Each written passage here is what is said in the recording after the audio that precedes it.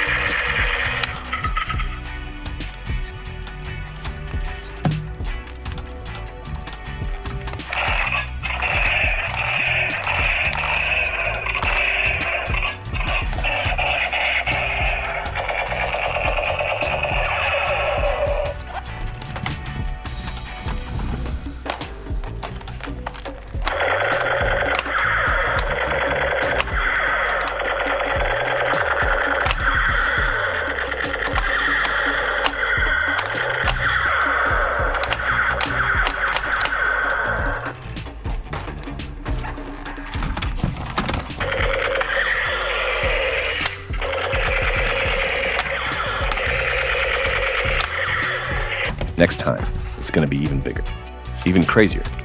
Are you ready? Then see you in the next one, kids. See you in